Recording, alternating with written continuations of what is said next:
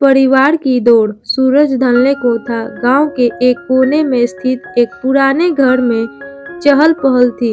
यह घर रामनाथ जी का था, जो अपने बच्चों और पोते पोतियों के साथ रहते थे। लेकिन इस घर की दीवारों में एक अजीब सी खामोशी थी, जैसे कुछ टूट चुका हो। रामनाथ जी के 3 बेटे थे, सुरेश, महेश और दिनेश।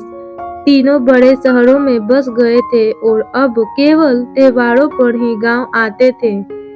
पर इस बार दीपावली पर रामनाथ जी ने सबको एक पत्र लिखकर बुलाया था। सभी बेटे अपने अपने परिवार के साथ आ गए। घर का आंगन बच्चों की खिलखिलाहट से भर गया। रामनाथ जी ने सभी को रात के खाने पर बुलाया। खाना खत्म होने के बाद उन्होंने सबको बैठक में बुलाया और बोले, आज मैं आप सबको एक कहानी सुनाना चाहता हूँ। सभी उत्सुकता से उनकी तरफ देखने लगे। रामनाथ जी ने कहा, शुरू किया।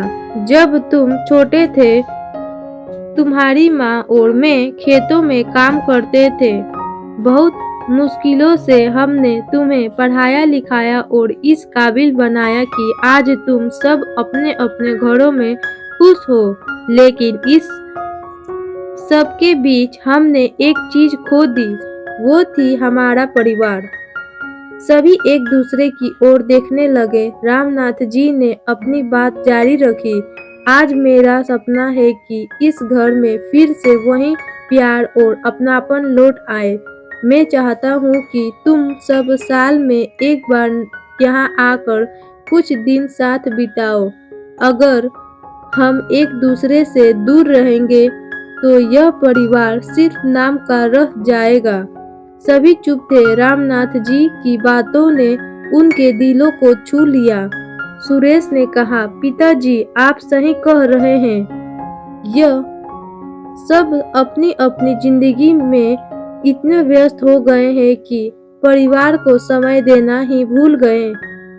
अब से हर साल हम यहाँ आकर साथ रहेंगे। महेश और दिनेश ने भी सहमति जताई। उस दिन से रामनाथ जी का घर फिर से परिवार की खुशियों से भर गया। दीपावली की रोशनी ने सबने एक नई शुरुआत का वादा किया। परिवार की दौड़ कमजोर हो सकती है, लेकिन उसे प्यार और समय से मजबूत बनाया जा